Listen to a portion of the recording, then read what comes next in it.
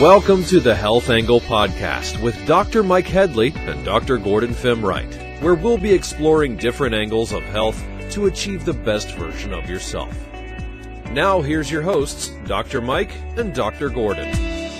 Welcome, everybody. I am Dr. Mike Headley. With me is my partner, Dr. Gordon Fimwright, and our special guest, Dr. Nathan Browne. Welcome, guys. Welcome, Nate. Welcome to the show today. Wonderful. It's a pleasure to be here. Thank you, gentlemen.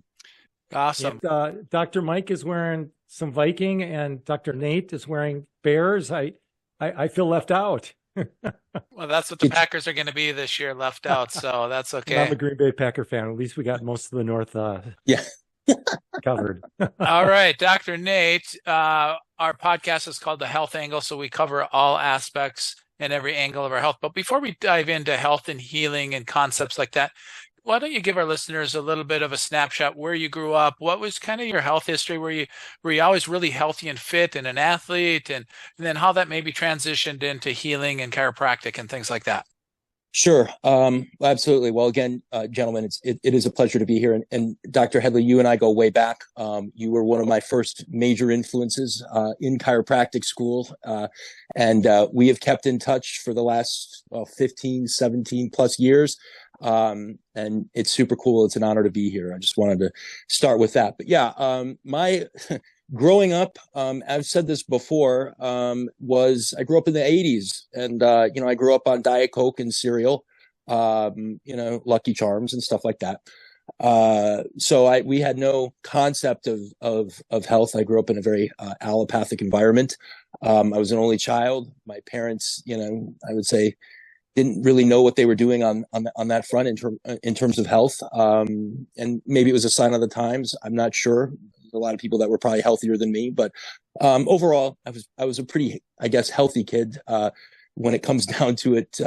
Considering all things considered, I was an athletic kid. I love playing sports. I played all different kinds of sports, and I never really looked at myself as healthy or unhealthy. I always felt, fine, middle of the road. I never really had any major health issues as a kid, which I was very fortunate about. But yeah, I mean, I got into chiropractic much later in life. I was living in Seattle, Washington. At the time, I was in my early 20s, and my neighbor in a high-rise building was a chiropractor. He had a beautiful practice down in the city.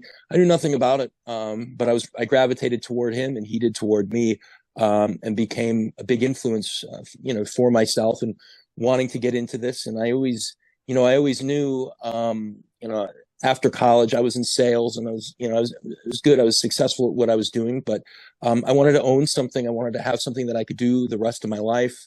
I learned at an early age that authority wasn't something that I resonated with so well. So, going to work for somebody, being told what to do and how to do it didn't really excite me. So I ended up starting this journey back in 2002, I believe. And I'll never forget the day that I was in Seattle, and I called my dad and I said, I'm going to do something a little off the cuff. I'm going to quit my job, and I'm going to move to Atlanta. I'm going to enroll in chiropractic school.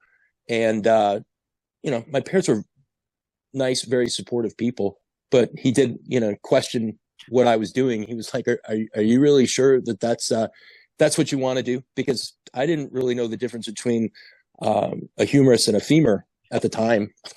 I had no biology experience, really. I had no anatomy experience. So I went in blind, but I've always been a good people person and have a good way with people. And my buddy that I was referring to brought that out in me and motivated me to do it. So I packed up all my stuff. It was in my early 20s, moved to Atlanta, went to school. It wasn't the easiest road for me. There were a lot of folks there that had more direction prior to getting there than I did. But I worked very hard. And I got through it. And it is become the best decision I ever made, because I've been able to meet so many wonderful people that have had influence on me, that I've been able to have an influence on. I've had some, always doing great healings and having such an impact on people's lives. So yeah, I mean, it was probably the road less traveled. Um, my parents are still, they're in awe of what I do, what I've done. I don't know if they can really wrap their brain around it fully, but it's great stuff. And I love this profession. I love what we do. And yeah, that sums it up how I've got to where I am pretty quickly, I guess. Yeah, thank you for sharing that. That's a great journey. And just to listen to you, knowing you weren't fully satisfied with everything, there was something more, and you just went with that instinct. And maybe we'll talk about instincts later on. And yeah, really cool to share that story with you. So awesome. And I got a question. Yeah, sure. Nate, so There you why why chiropractic? There's a lot of other professions. Why chiropractic? It's a great question. There are a lot of other professions. I wanted to have an influence and do things with folks. I've always known that I have a very good way with people. I can really resonate with a lot of what's going on with folks, what goes on. I'm a good listener. And, to bring it back to, my main influence, my buddy, who's still one of my best friends in the world, he told me, he was like, you'd be an amazing chiropractor. You know that. Just the way that you are, the way that people look at you, the way they talk to you, the way they respect you, the way you respect them. That's what I wanted. And I wanted something nobody would take away from me. And I wanted to have an impact on people's lives. And however it was that I was going to do that, when I did my undergrad work, chiropractic wasn't on my radar, quite frankly. I mean, I never even really heard of it. I just was ignorant to the whole profession. I was a radio, TV, and psychology major. That being said, when I graduated from my undergrad and did various jobs, which led me to some early successes in my life, I knew that wasn't going to be sustainable, because I didn't want my future to be hinged upon what somebody that was in a position higher than I was to dictate for me. And I was in the furniture business, and I got into the furniture business, and it just wasn't a very smart industry, in my opinion, after a few years of working there. And I realized that I needed more. And I didn't want to be controlled. I wanted control. There was always going to be jobs, but I didn't want to have to move to a different city every time there was an opportunity or whatever. I was looking at my long-term plan, what I wanted to do with my life, if I wanted to settle down and have a family, what that looked like. And I knew that I needed control. I knew that was going to make me happy. And pairing that with the ability to have an impact on people's lives in a positive way, really made a lot of sense to me. So I didn't really know fully what I was getting into when I started the journey. But I had a good enough idea that I was willing to do it, and I did. And yeah, the rest is history. It was the best decision that I've ever made. There's a lot easier ways of doing things. Let's put it that way. When it comes down to career choices, making money, so to speak, doing what people would say, oh, I do this for a living.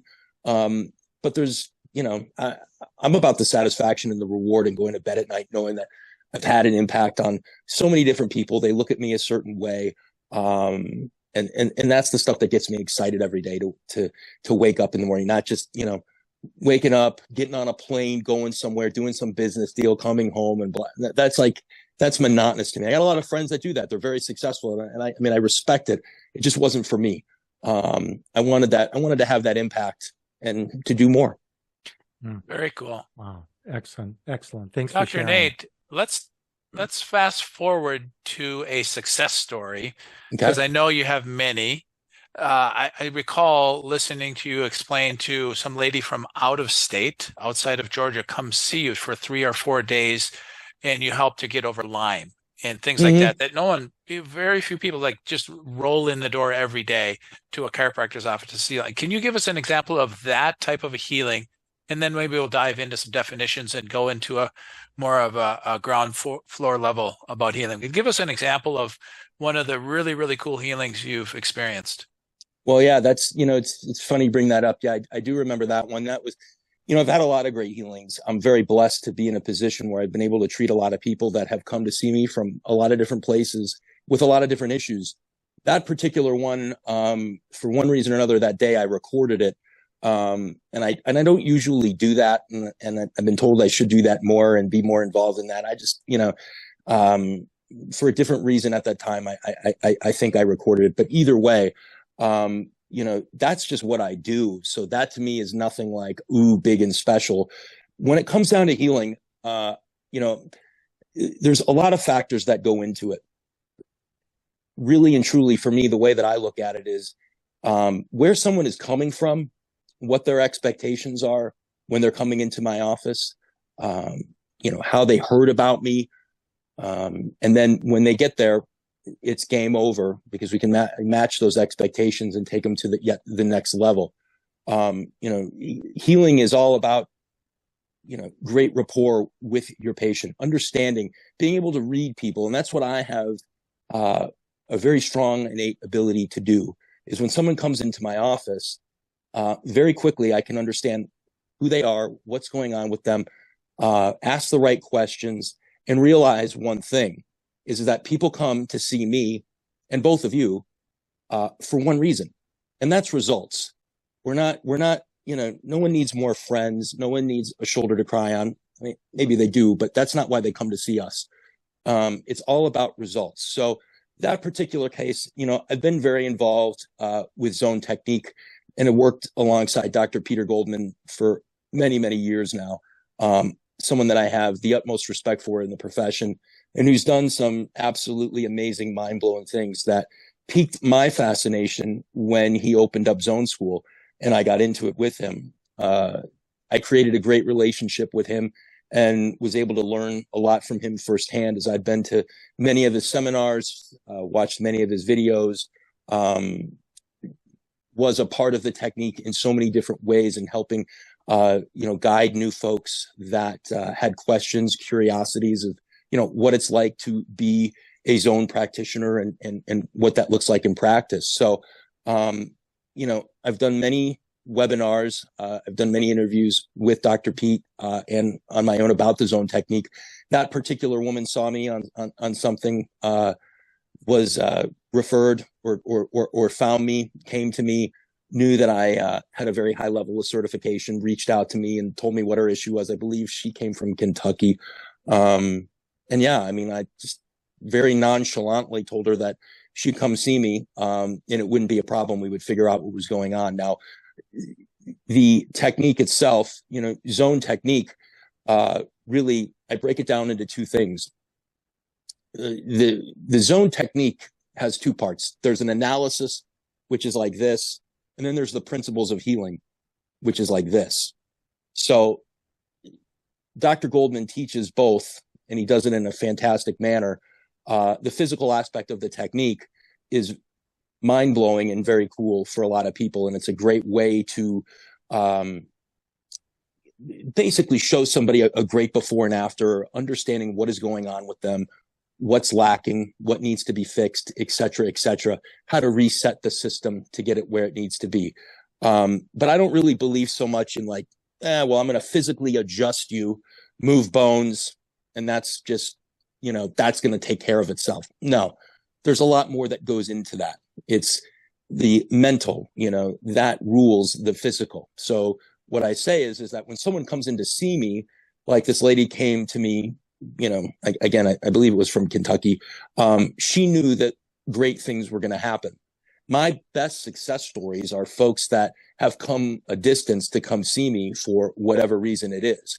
If someone, in the chiropractic world, if someone finds your office that lives, in a neighborhood down the street, and you're in their insurance network and they just want to pop in because it's convenient, it's a much different setup than it is when someone's got a major problem that no one can fix. They seek you out, you talk to them, you tell them, bring it, you're going to be fine, and I'm going to do this with confidence, and they come to you, and then great things happen. I learned and have learned so much from so many different mentors in my life. And as you know, Dr. Headley, as you've gone to a zone seminar or two, there's some very profound things that you can learn, things that are very logical to good doctors like you and I. Because there are a lot of hacks in this profession. It's tough. There's a lot to combat. There are a lot of folks that don't do things for the right reasons, or that, just do things to do them. My number one goal is just results. Someone comes to me with a problem, my job is to fix it. That is all that I care about, is what is in front of me, who is in front of me, what is their issue, and what am I going to do about it? And how am I going to come off to them in a way that resonates logically with them? And the big thing is that what's logical to one person is not logical to the next person. So what I alluded to earlier was being able to read somebody, understand, ask the right questions, understand who this person is, where they've come from, what their issues are, what their hangups are, what they've been told. And, let's face it, most people come to us because they've been told something that they probably don't like, or they probably don't agree with, and they want to get what you would call a second opinion. Okay, great, which is fine. They come to us, and then you know what? We look at them respectfully and say, well, that's what it is. This is how I see it.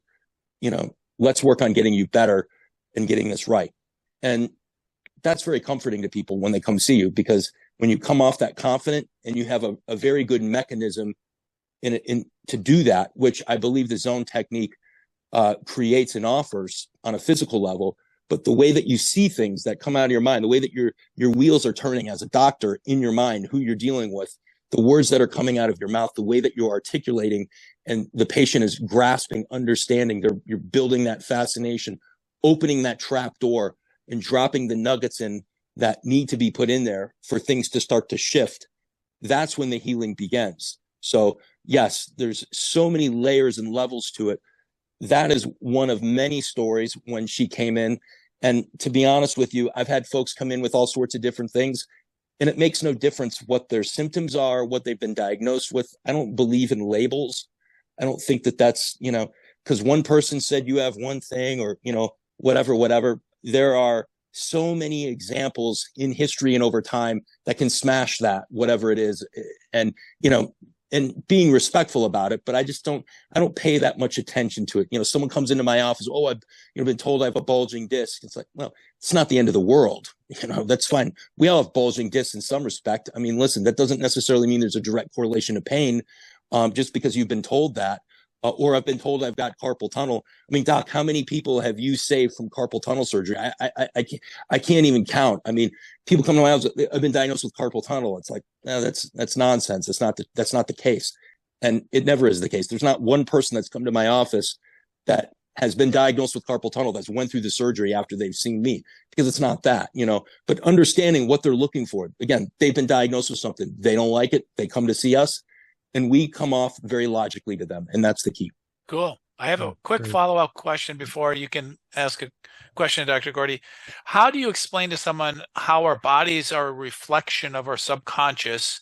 And then how would you change someone's subconscious? Well, here's the thing. Everybody's different. And when someone is primed to hear that type of stuff, then they'll get it. There's no speech or scripted way of discussing anything really like that with anyone. The way that I look at it is this. I like to figure out what's going on, what the hangups are, and what I like to call shining light on dark places. The mind rules the body. You and I and Dr. Gordy, we understand that. Most people don't get that, though. They don't really see that. They don't see that their physical pain, or a lot of the things they've been dealing with on a physical level, especially chronically, have to do with their mental state or things that are wrapped up around them. So when we can mesh those two together and shine the light on the dark places and say, hey, this is what's going on. This is why this is bothering you. The level of fascination with the patient goes through the roof. And again, you know me, I'm not a scripted guy. I've never been a scripted guy. So I've studied a lot, and I've spent a lot of time with great healers. So I've seen a lot, and I know, kind of where my mind would go and need to go with certain people. That being said, I have, for example, like a band of construction workers that come to see me on a regular basis. Okay. They don't want to hear any of that. They're lifting doors. They're doing this. They're doing that. They just love getting adjusted by me. They don't, there's nothing that I could tell them that would, satiate their mind as to why their hands are bothering them because they've been doing this all day or doing this all day. So again, who you're talking to and what is going on with them, understanding their background is very key. That's what we say. When that trap door is open and you're ready to put that nugget in there is the right time. There are people that you don't need to open that trap door for. That's not what they're coming to you for. Then there are people that their trap door is wide open when they walk in your office. It's you as the doctor, your ability to identify that and then be able to make the right call, the right decision, say the right thing, make the right gesture. And also too, there's people that come in. I had a guy come in yesterday who I'd never met before, and he is a retired massage therapist. He told me, I've been seeing this guy in Charlotte, and he's from here, but whatever. He's telling me that this guy can't move his C2. That's what his chief complaint was. He can't move my C2. And I go, well, what does that mean? Like what are you talking about? So, and then, my right PSI, just going into stuff that's like, okay, so you understand, you gather information from people and then you figure out what's going on. What's important to you? That I move your C2 because this guy can't? Okay. That at the end of the day, moving this guy's C2 in his mind is going to make him much better because that's what he came in complaining about, which is completely weird and random because nobody ever walks into my office and says that. I found it hilarious, but whatever. It was a good example that's fresh in my mind. But yeah, I mean, hey, I can move bones just as good as anybody. And I moved that C2, and he got off the table and was like, he was the happiest guy on the planet. And I was just like, okay. Now I didn't get into any deep metaphysical discussion with him because he was looking at it all structurally. Is he wrong? Is he right? No. But I mean, when you have people waiting on you, you're not going to get into some deep discussion about stuff when it doesn't need to happen. Now he comes back and then, I'll start peeling back the layers and dropping the nuggets. And that's how I do it. It's a very, kind of subtle approach. I like to get to know people, understand them. The subconscious mind between birth and 7 tells you a lot. So when you get to know people on a deeper level, asking them where they from, how many people are in their house, who they grew up with, were you the oldest, were you the youngest, were you the only child, your parents divorced, did you move around a lot? All these little different things that I kind of drop in there and take mental notes. So I kind of have a good idea of the composition of who this person is. And then, listen to them talk to me about what they do, what their issues are, etc. That's what, I get a composite of very quickly, which is why I get results very quickly, because I'm able to sum all that up in my head, tell them what they need to hear, do what I do, and get them better. And again, moving bones, adjusting people, I mean, to me, it's great, but that's not what it is. It's about all the other stuff that goes along with it. Great. Thank you for that explanation. So I got a question, Dr. Nate. So we may have viewers maybe watching this that maybe have been to a chiropractor before, maybe never have. What are the typical symptoms that you would see?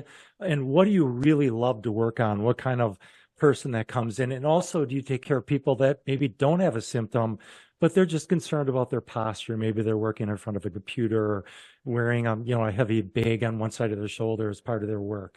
Yeah, well, that's a great question. First of all, anything that comes into my office, I'll handle. I don't care. The zone technique has really helped to give me that confidence in the analysis portion of what is going on, because I can figure out just about anything. So whether someone's coming in because they're trying to have kids, or whether somebody is coming in or infertility issues, I should say, or someone's coming in because their knee hurts, to me, it's all kind of the same thing. It doesn't really matter to me. And I've had some crazy stuff come into my office. I had a guy that had his legs blown off in Vietnam that had phantom leg pains, and here we are. This is 2022 or 20. I mean, and Vietnam. I mean, so you see stuff like this, and you're like, okay, well, and so my point is that it doesn't matter. I think that getting adjusted is a great thing if it's done by the right person. I think the only thing that messes up this profession are people that don't respect it. And what I mean by that is just the way that a lot of these folks handle their practices and their practice management styles. I believe, and maybe this is because I didn't go to a chiropractor most of my life, and then got into it, that, I don't have a magic wand. I have no idea how long it's going to take somebody to get better.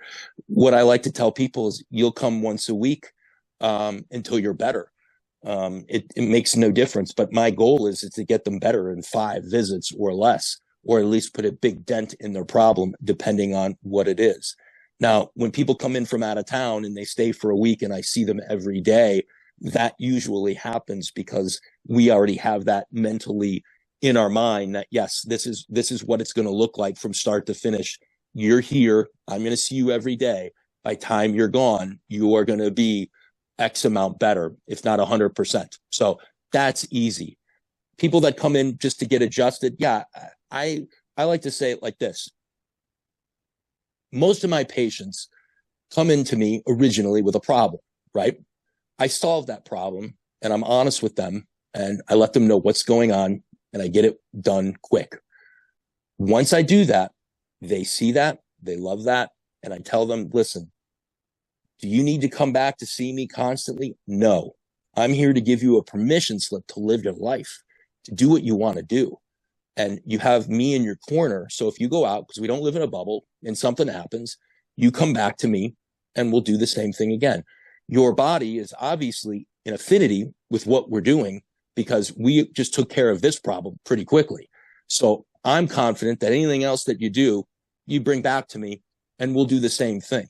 No one wants to go to the doctor 2 to 3 times a week, right? Now, there are some seniors out there that love coming in to get adjusted and love the attention because and listen, that's fine. There's worse things they can be doing. I'd much rather people come in and get adjusted than take medication if, we can avoid it. I feel that being in my presence is a good thing for everybody when I'm in my healing mode and I'm doing what I'm doing. I'm very confident with that. So most of my people come in, get better, and then I might see them once a month, once a quarter, every 6 months, maybe once a year. Maybe I won't see them again for a year or two, but they'll always come back if there's something going on. If they're like, hey, I know this is good for me and I just want to keep coming back weekly, well, yeah, come back. It's great for you, but my goal is to get you feeling great so you don't have to feel as though that you need to get adjusted every week or whatever, or you're not going to be great, because that's a very negative concept, in my opinion, in terms of, your outlook on health. Because, hey, if I'm not around, you're not around or something. No, you're not going to, you're going to be just fine. So, to anybody that's never been to a chiropractor before, I say this: don't judge the profession on the experience of, one visit with one doctor.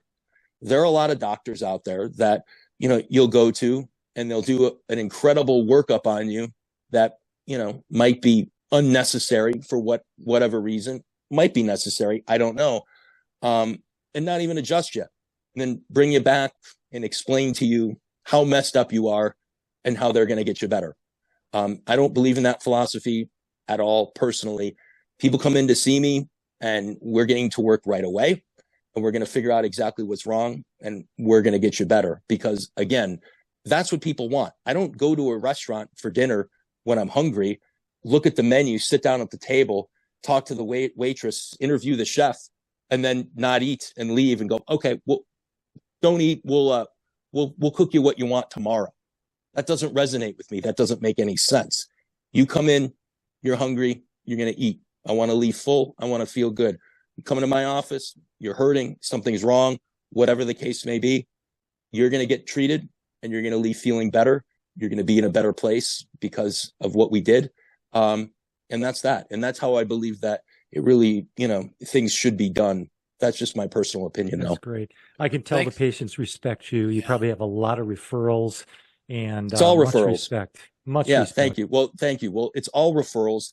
That's how I operate, and that's how I deal with things, because I'm not, I don't look to, beat down insurance or take my, I hate that. Someone comes in with a problem, I want to fix it, and there's a lot of people in the service industry. Like I said, you go to one bad mechanic that ripped you off, doesn't mean you're never going to get your car fixed again.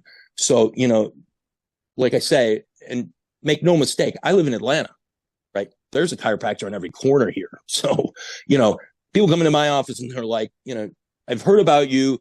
I went to this other guy. He told me it was going to cost me $3,000.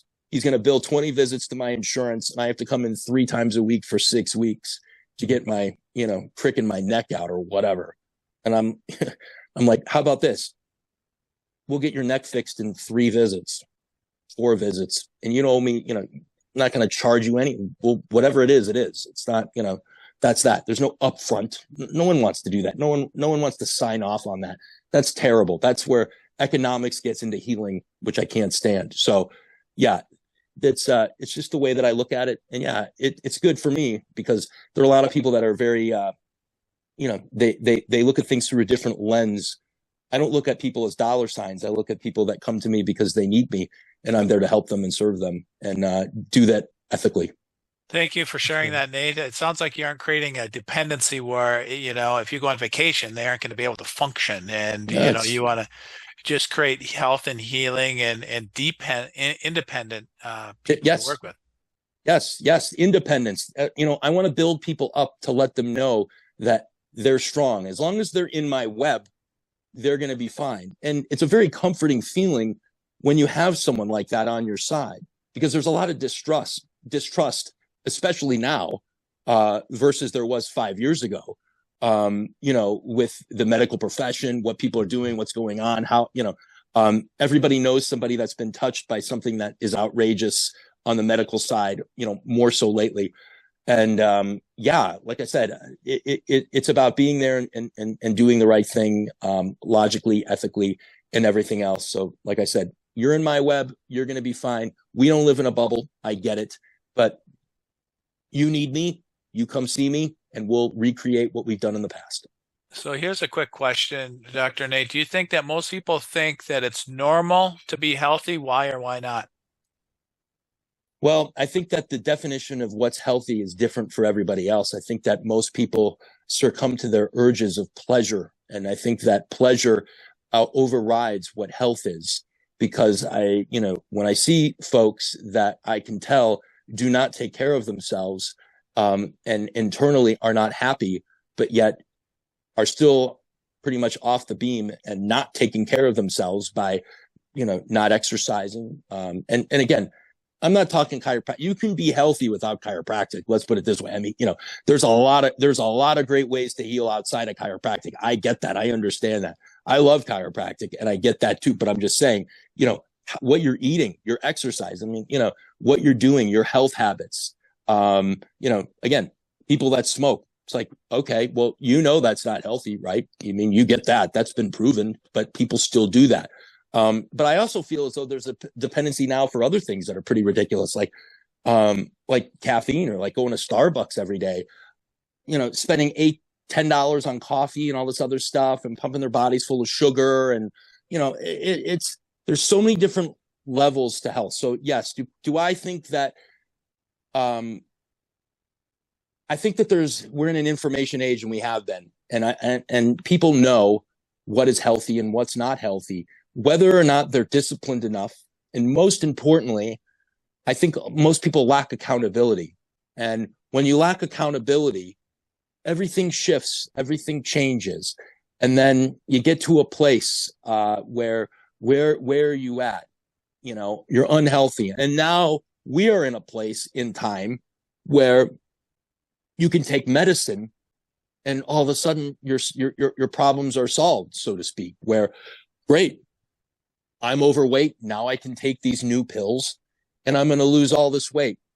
And it's very fascinating to me because I know, not really a lot of my patients, but I see a lot that goes on with these folks, because, hey, there are a lot of people that don't take care of themselves. They're not disciplined. They need the help. But at what cost? And there's a lot that's not proven about what goes on. So we are in a society that, most people they're very lazy. They want the shortcut. They want to figure out how can I bypass this? Can I take a pill and still eat what I want and do what I want? How many people are ruled by food and medication? So, there are a lot of folks, health is so difficult to define. I think health and happiness go together. I think most people that are unhealthy aren't happy.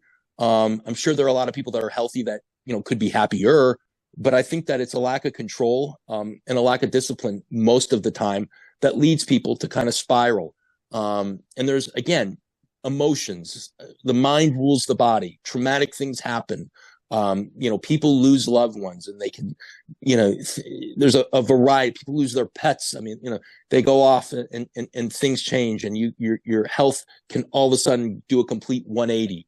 So I think that the definition of health, it's difficult to ascertain in 2024. I just think that, waking up early with purpose, understanding what's in front of you, being fulfilled and fulfilling others, and leading by example. I think that if you can't lead by example, then you're not the best version of yourself. And then, I think the overall health, because health is physical health, but more importantly, mental health, because mental health drives the physical health. Where are you at and what is going on?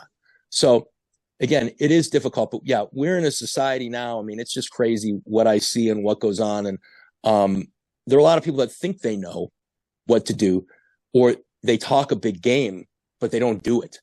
And, we all know one thing for sure, that, the measure of someone's real true character, right, is what they're doing and who they are when no one else is looking, right? Like, what are you doing? And I think those that are disciplined enough, that have that accountability, make good decisions, they'll get there. And I think that these folks that, don't have that, need that. And in a lot of ways, over the years, I've been that for a lot of people. And when we talk about what people need, some people do need that. So I might have somebody that, come and see me more regularly, because I want to make sure that you're doing what I'm telling you to do. And we are vibing. We're in affinity with what's going on, physically and emotionally. But you need that, because it's easy to fall off the beam if there's no one there. So it's across the board. There's so many different ways of looking at it. How I define health for me versus how I would define it for somebody else might be a little bit different, but I do believe that, accountability and, really your motivation in doing things and how you handle yourself, that's what it's all about. All right. Thank you, Dr. Nate. I have two quick, I think are really important points to me. The power of positive words. Dr. Nate, when people come in to see me, I say, how can I help you? And they say, my headache or my sciatica. Could you just explain the power of positive words and not focusing on your symptoms, right, and owning your label like a ball and chain, and how that can really drag someone? I think that's really important. Could you explain that? Yes, it's great. And thanks for bringing that up, because it is a huge topic. People have been told things throughout their life that they have carried with them, they've deemed true, and have carried along with them because that's what they told, that's their concept, that's what they believe. Breaking those concepts, depending on how deep they are, can be very difficult. I can't stand it when someone identifies with a diagnosis. I think that that's the last thing on the planet you should want to do. And it's funny, I had a patient come in, and I remember this because it's extremely rare occurrence, but a girl that was diagnosed with, I believe it was MS. Or no, I'm sorry. It was fibromyalgia. She was diagnosed with fibromyalgia. And, she kept coming, she kept talking about her fibromyalgia in this first visit. And I told her, I said, well, in this office, I understand you've got aches and pains and whatever. And, that's what they've given you a diagnosis of. So I don't know, maybe that will help you sleep at night better, knowing you've been diagnosed with something. But leave the diagnosis at the door here. I mean, you're here because you've got symptoms or something's going on. I'm here to fix it, relieve it, make it better, however you want to look at it. I'm not going to feed in to what you've been told is wrong with you, because you're never going to get better. And she looked at me and she said, well, you're not the guy for me then. And I said, okay. She said, I worked very hard to get this diagnosis, and, it is what it is. And I said, well, I mean, I guess I respect your opinion on that, but you're right. I'm not the guy for you, because that's not what we do here. And you'll be dealing with this, until you're ready to release that. Because a name is just a name.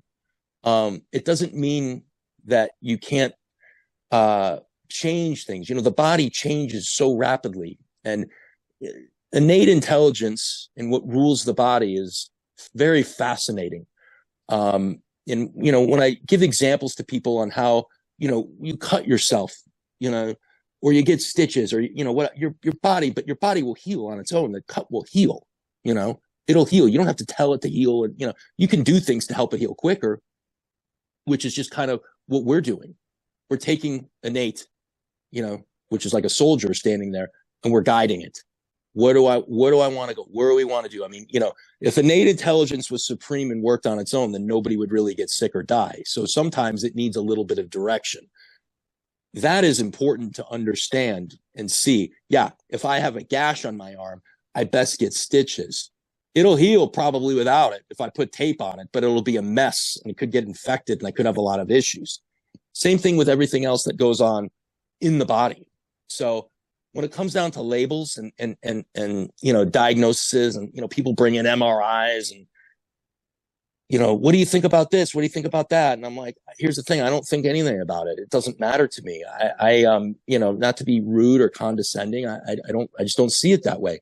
What I care about is how you feel.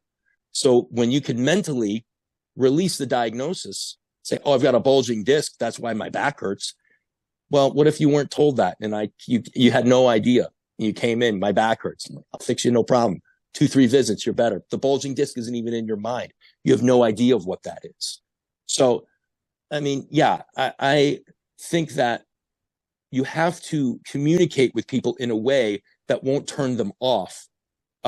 Because again, I've done that,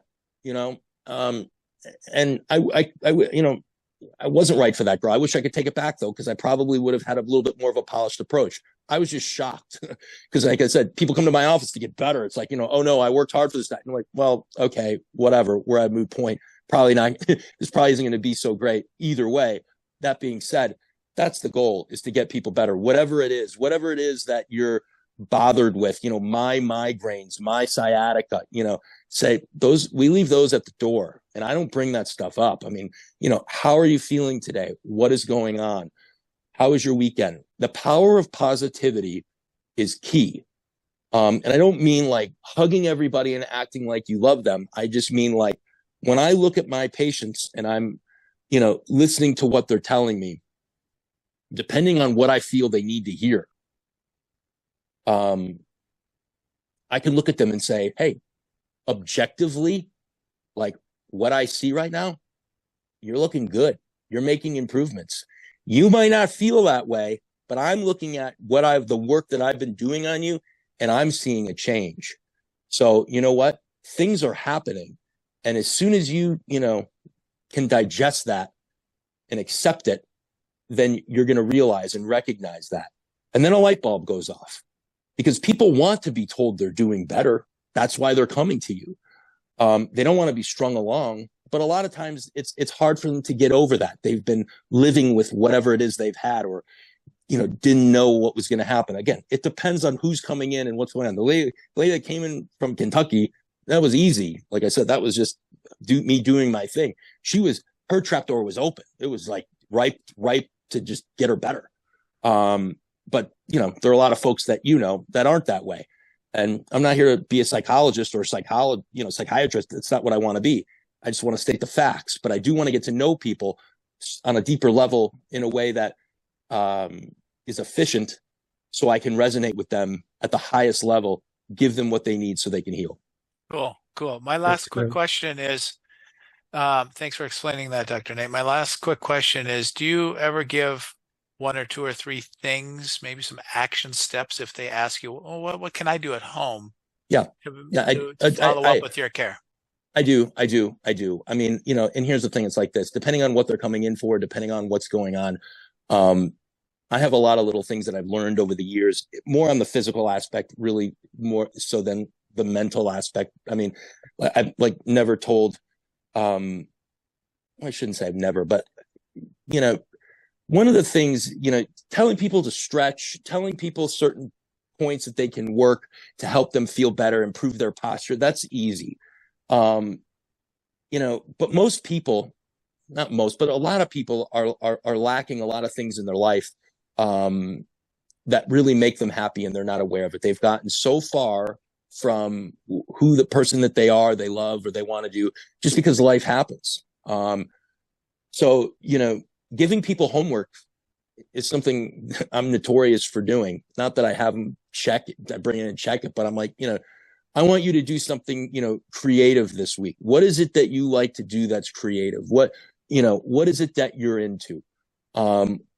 Or, if you've been deprived from something else, or doing more exercise, or you're not up for it. I mean, a lot of people are scared to do stuff, like, oh, well, walking to the mailbox has been a big, sore point, and it's that and the other. I'm like, well, it's not anymore. You're okay.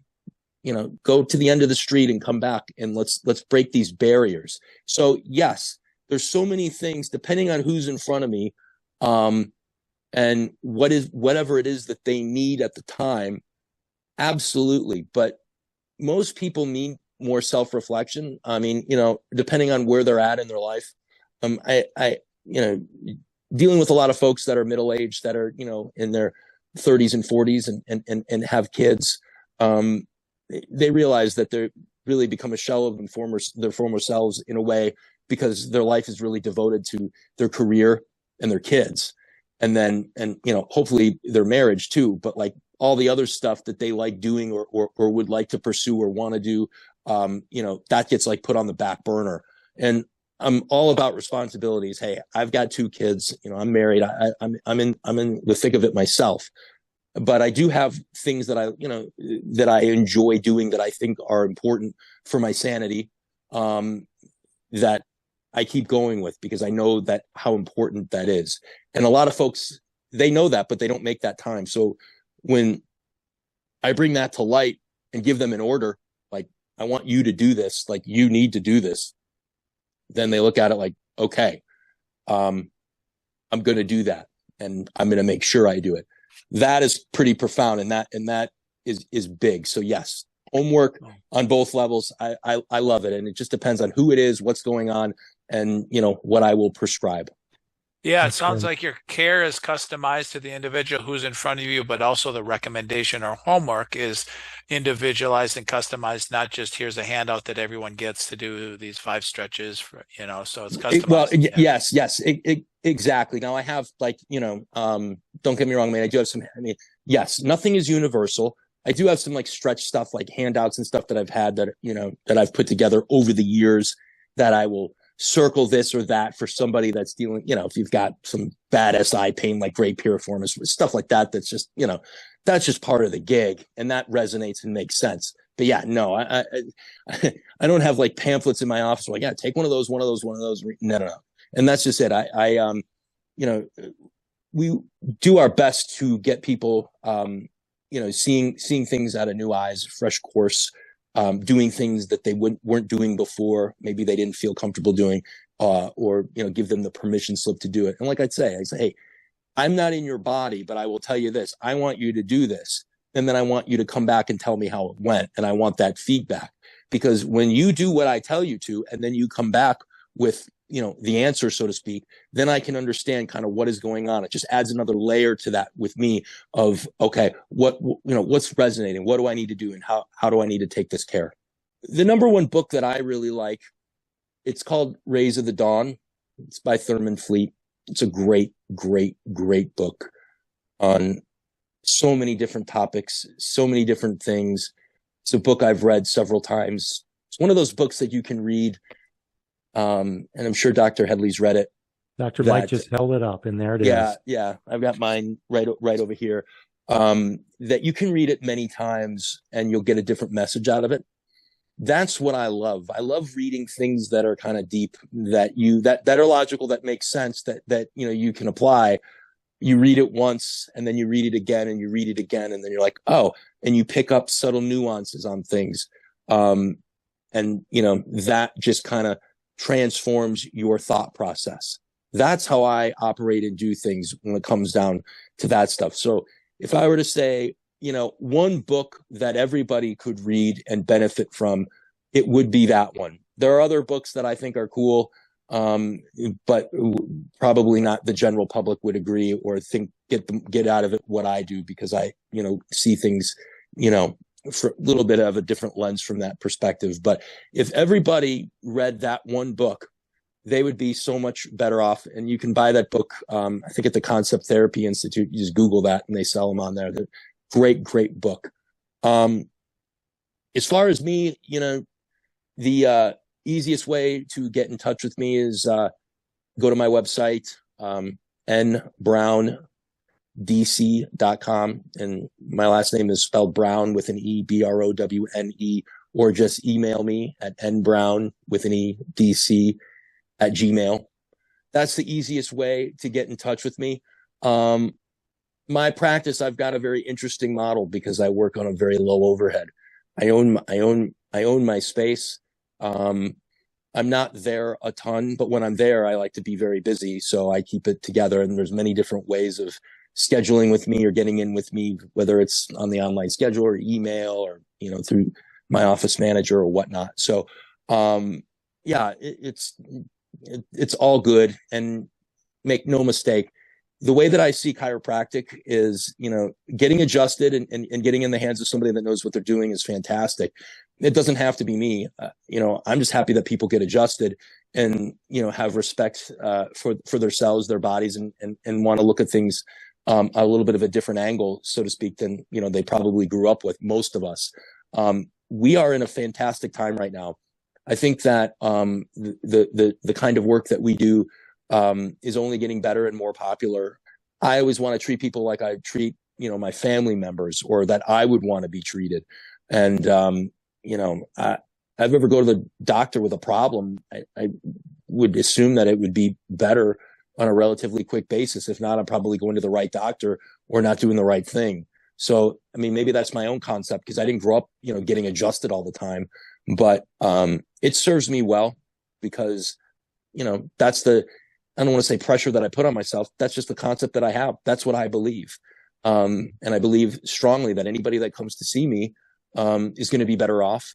And whatever I can do to help them, and if there's something that I can't do or it's not working, I never put my technique or the way that I see things in front of a patient's health and well-being.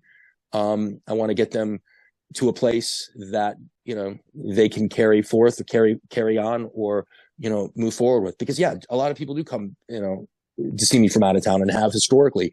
And, I try to link them up with folks in their town and say, I know this guy or whatever, or refer them to you, and they're going to take very good care of you, just as I did.